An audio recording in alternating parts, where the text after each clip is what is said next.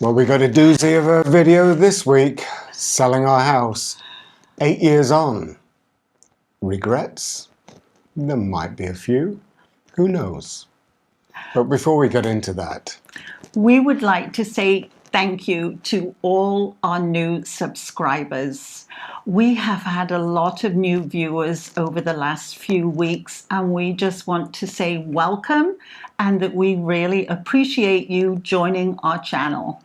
and thank you to all our existing subscribers who have stuck with us over the years. Yes. It means a lot to us, so it's absolutely wonderful.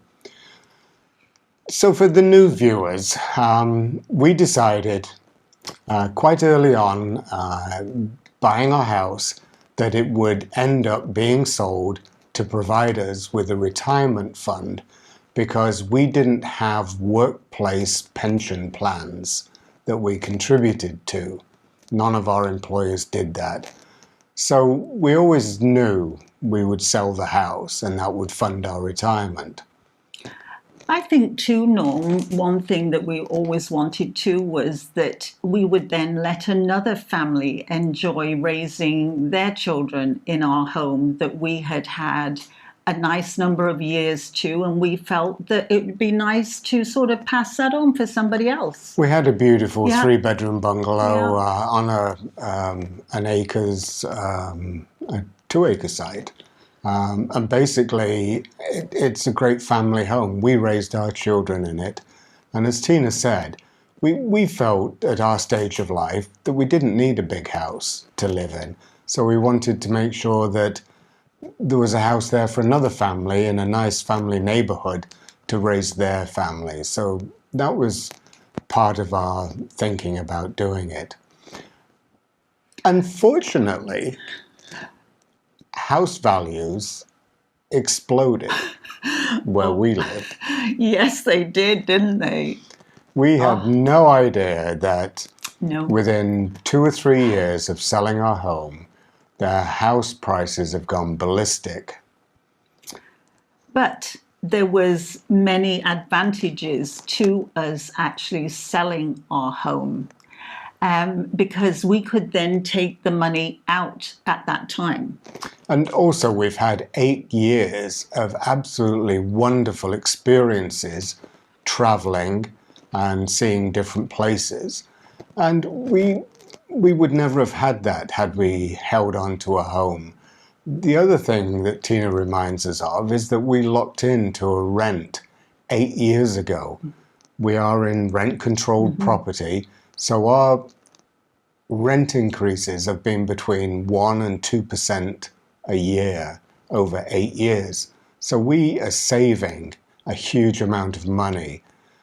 People coming into our building at the moment are paying nearly $800 or $900 per month more than what we pay for the same apartment. So that indirectly proved a huge saving for us, didn't it? That we didn't actually know at the time. So you could almost say that was Yeah. worth $100,000 just in savings for that.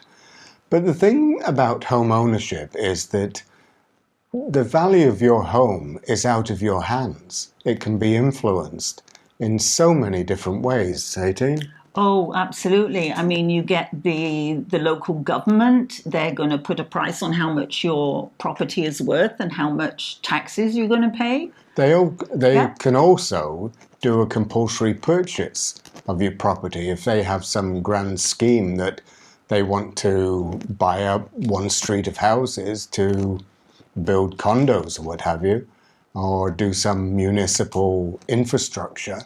They can just buy your house. Oh, yeah, it's sometimes quite frightening when you look at it like that too. And I think the other thing too, Norm, is don't forget about interest rates attached to owning a house. And also, yeah, that brings up a good point of the central banks as well. They can set interest rates, and we've seen that in the last 2 years, that we had gone for 8 years of no interest rate hikes. In fact, you could get a mortgage at 1 or 2%. Now people are renewing at 6 and 7%. Yeah. And that will have an effect on who can afford to buy your house.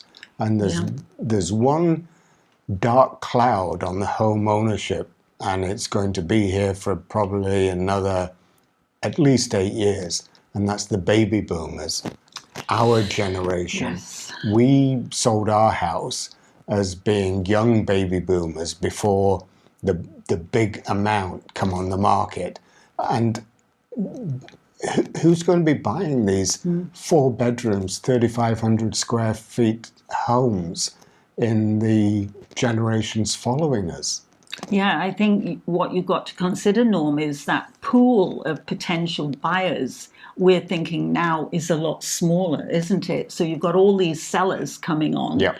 but the amount of people who have the income being able to buy these properties just isn't there now. And the other thing, with us selling our house, we got the money out of it. Yeah. So we control our money, whereas you don't control your house value. So we have it invested. And one of the things that we could never, ever have thought is that in 8 years, we allocated $25,000 per year for travel. Now, for 3 years, we didn't travel because of you know what. So we have more money today than we did 8 years ago when we sold our house. And we've had all these trips, and you've come along with us on a lot of the trips. Yeah, that's very true. And another thing too, Norm, is that people are going to say, but, oh, you're renting and, you know, we're in a mortgage-free home. We're throwing we're money throwing away. the money away. But we're in a mortgage-free home. But you know what? We were also in that mortgage-free home. We were. When we did the numbers to moving in here, there was a difference of like 2/3 of the amount. It was only a slight difference, wasn't it? Yeah, so what Tina's saying is that basically a mortgage-free home, the carrying costs for it, such as property tax, insurance, maintenance, heating, all that stuff. all because we don't pay electricity or gas because it's included in the rent, or property tax. So they keep going up every year. Municipalities love property tax and they can't get enough of it. And this year we've seen in the areas where we live, property tax rates going up by about 10%. Yeah. So a mortgage-free home is about, your carrying costs are about 2/3 of what rent would be. So we're only paying 1/3 more than what you are in your mortgage-free home.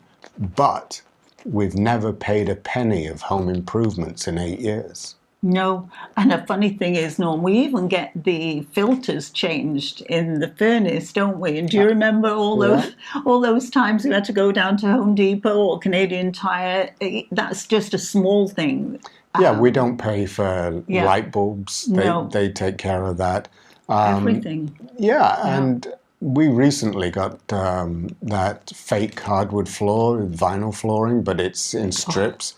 Looks absolutely beautiful. Well, while we were in Portugal, they ripped out all the carpet in our hallways and our kitchen and in our 2 bathrooms and in the closets and replaced it with that, free of charge. And it is absolutely beautiful. What a surprise, wasn't it? So it's like moving into a brand new apartment. And remember, let's not forget, Norm, the fact that we have a swimming pool and we have a gym.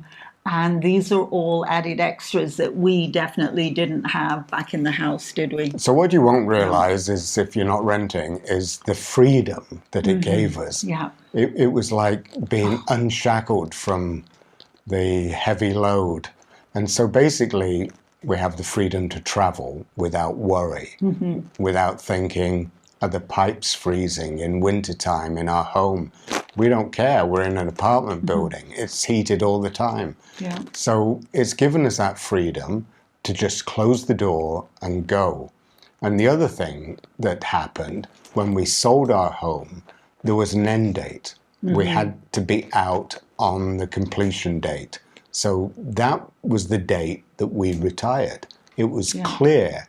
It wasn't foggy or anything like that. So we literally got in our cars on that date The house was empty. Our possessions had been picked up by the moving company. Yeah, they'd already gone. And we drove to this new town, and that was the official start of our retirement. It was crisp, it was clear, and it helped us so much. Yeah, it was so exciting. I still remember after the anguish of making sure that we could cram everything into the 2 vehicles and following Norm down. It was very exciting to start our new retirement, wasn't it? It really was. Yeah, It was like turning a page over from being homeowners and employees to turning the page, being retired, and being renters. So Tina, do we have any regrets selling our house and throwing money away on rent? Absolutely not, Norm. We absolutely love it, don't we? We think it's one of the best decisions we ever made. And even if we weren't in rent-controlled property, we would do our homework and we would still rent. Because don't forget, everybody says, oh, the landlords are just going to increase and increase and increase. But there becomes a time when the price is too expensive and they don't have tenants. So landlords need tenants and tenants need landlords. And there is a synergy there. So they will try and get as much as they can. But at the end of the day, it's the market that tells them sort of what the rates are, isn't it? Yeah. It really is. Wow. So once again, we want to thank all our new subscribers. If you're watching this and you enjoy this type of content from us, please hit that subscribe button and join our family of retirees. And give us a thumbs up. And if you would like to share our videos, we would love that too, because then it means our message gets out to a lot more people. So we hope everybody's keeping well. And staying safe. And until the next time. Bye-bye. Bye-bye.